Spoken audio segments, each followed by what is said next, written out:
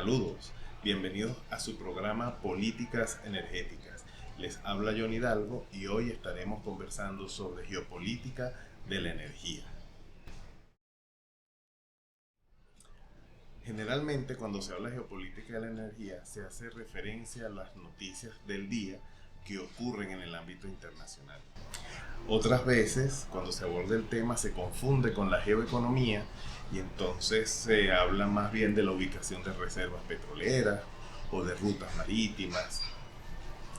Pero aquí lo que vamos a abordar como geopolítica de la energía son las acciones que pretenden captar la mayor cantidad de poder político para influir sobre los sistemas energéticos mundiales. Para esto es necesario que revisemos algunos conceptos básicos primero que nos ayuden a generar unos criterios de sistematización de las experiencias que en el ámbito energético ocurren a nivel internacional.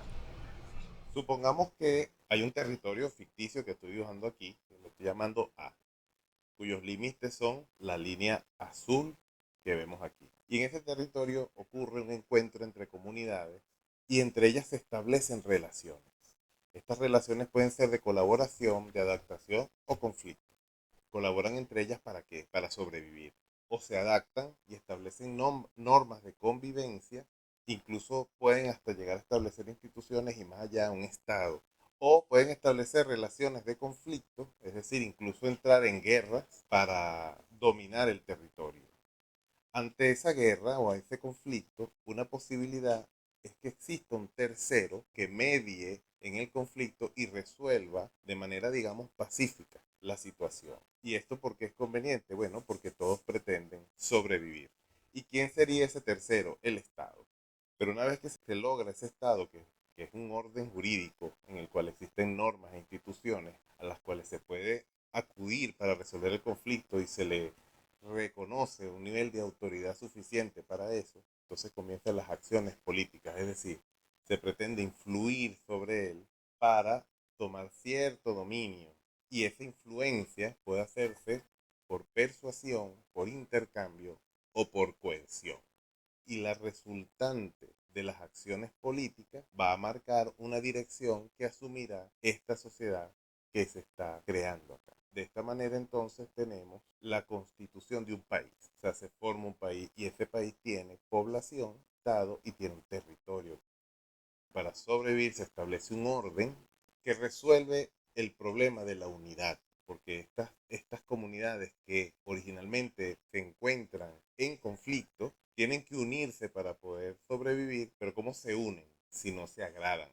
¿Cómo se unen si alguien piensa mal de otro? O sea, ¿cómo resolver el problema de la unidad? Bueno, estableciendo un orden que le dé espacio a cada parte para existir, para sobrevivir. Entonces, estas partes se unen para defender ese orden y ahí se resuelve el problema de la unidad. Y un factor sumamente importante para que este orden se mantenga es la opinión pública. Como decía David Hume en uno de sus escritos, el factor que genera el milagro de que pocos gobiernen a muchos es la opinión pública. Pero ese país no está solo. Esas relaciones que se daban entre grupos humanos ahora se van a dar entre países, que otra vez pueden ser de colaboración, de adaptación o conflicto. Y otra vez la influencia puede ser persuasión, intercambio o coerción. El tema aquí es que ese tercero que se había logrado dentro del país ya no existe a nivel internacional.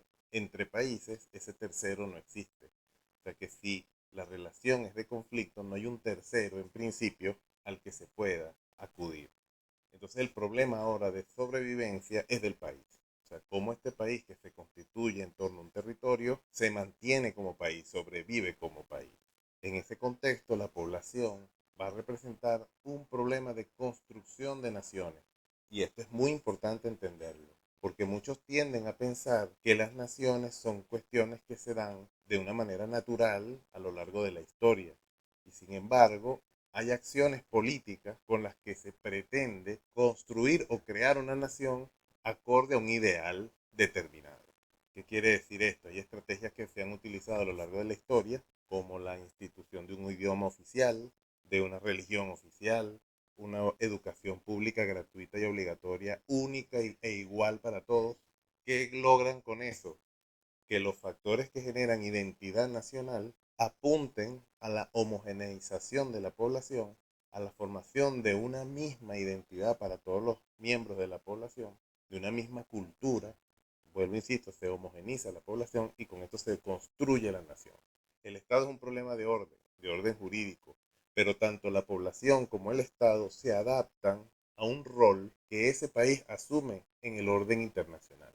Este rol históricamente ha surgido de relaciones coloniales. En el caso de Venezuela, por ejemplo, el rol que se le impuso a principios del siglo XX y que está cambiando con la entrada del siglo XXI es el rol de ser petrolero, es decir, el rol de ser proveedor seguro de petróleo de las potencias occidentales. Ahora, a ese rol que puede ser impuesto a un país por una relación colonial, entonces se ajusta tanto la nación como el Estado.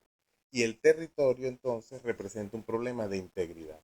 Y ese problema de integridad tiene que ver con las comunicaciones. Es decir, todos los espacios que conforman el territorio tienen que estar conectados, pero especialmente tienen que estar conectadas las fronteras, las costas. Fíjense, por ejemplo, el caso del país D que está dibujado aquí. Este país tiene una costa del lado izquierdo y otra aquí del lado derecho.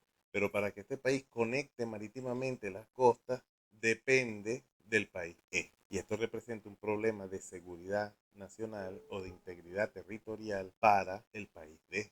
Entonces D va a ejecutar acciones para mitigar los riesgos de seguridad que tiene al depender, por ejemplo, de este estrecho que está aquí entre E y F. Fíjense que en esas relaciones que pueden ser de conflicto, es necesario crear un tercero y en el mundo que hoy conocemos, ese tercero se creó después de la Segunda Guerra Mundial y es el de las Naciones Unidas. La Organización de Naciones Unidas entonces crea una serie de instituciones que de alguna manera tutelan el derecho internacional. Entonces aparece un tercero y eso es interesante porque al mismo tiempo esas relaciones coloniales que venían dándose desde los siglos anteriores cambian de forma porque las potencias entienden que para colonizar no es necesario tener la propiedad o el título de propiedad del país colonizado. O sea, no tienen por qué decir, este país me pertenece.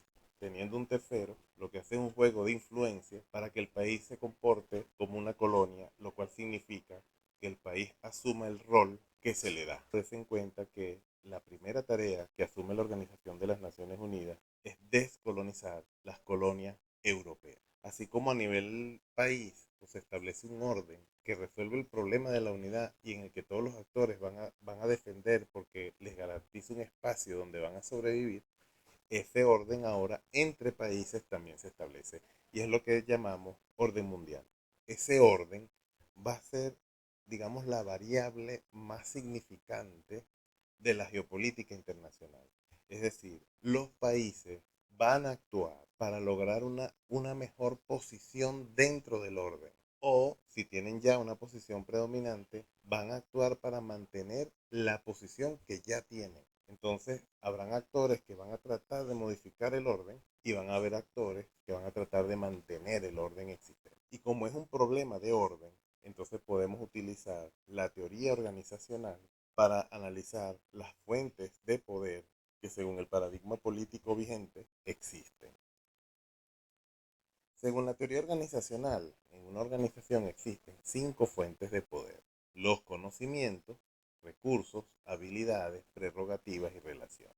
Pero estos no pueden ser cualquier conocimiento o cualquier recurso, sino que tienen que ser esenciales, concentrados e insustituibles para el orden vigente. La energía nos aparece como un recurso esencial, concentrado e insustituible, pero no todas las formas de energía son concentradas.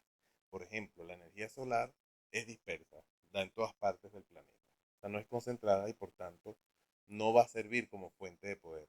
La electricidad en el orden mundial vigente es esencial y es insustituible. De hecho, nadie se plantea sustituir a la electricidad. Sin embargo, la electricidad hoy por hoy no es concentrada. Sobre esos recursos podríamos establecer normas y desde allí generar prerrogativas que van a funcionar como fuentes de poder, y eso en el caso eléctrico ha sido muy marcado porque siendo un recurso que no se comporta como mercancía, se establecen prerrogativas legales que lo hacen ver como una mercancía y a partir de ahí se hace una distribución del poder político sobre los sistemas eléctricos.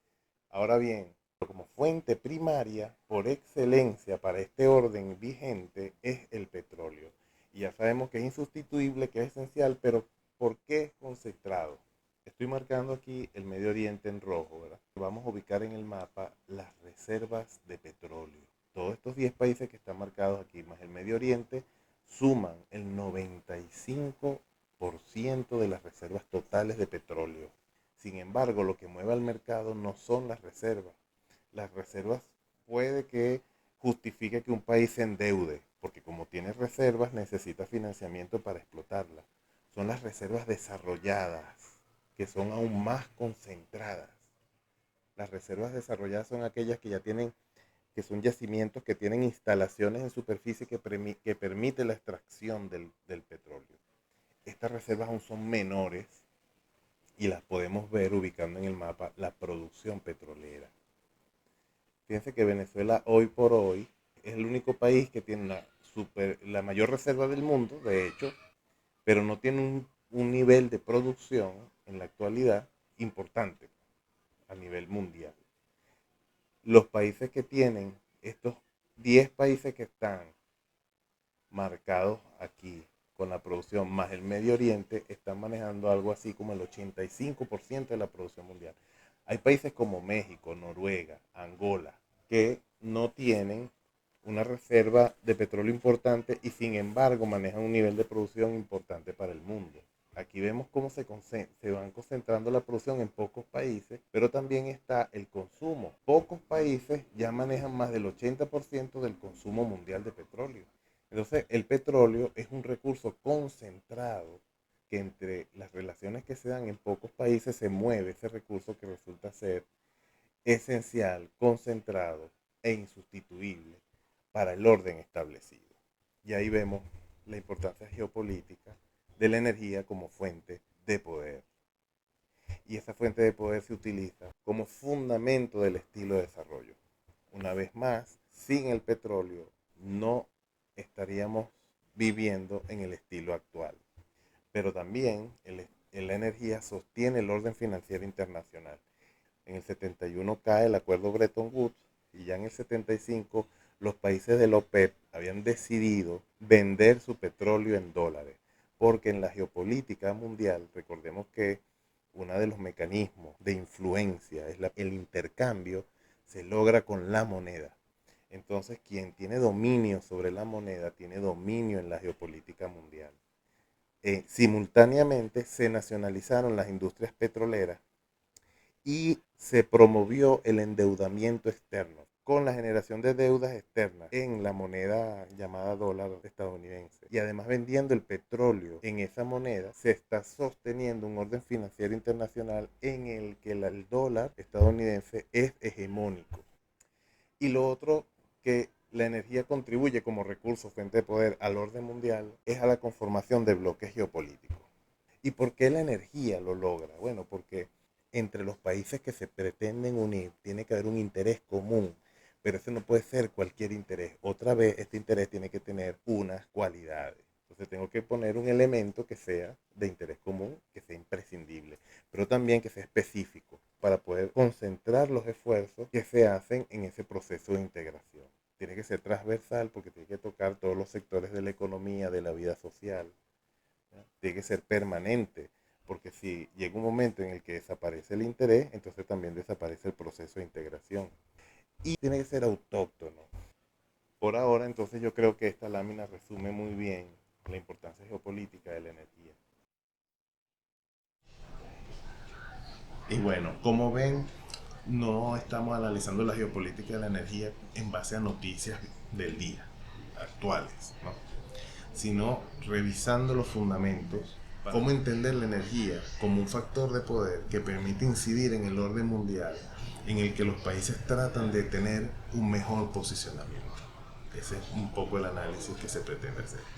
Si te gustó, bueno, dale like, apoya esta iniciativa y nos vemos en la sesión privada para los que están inscritos en el curso. Y un placer haberle hecho estos comentarios. Hasta la próxima.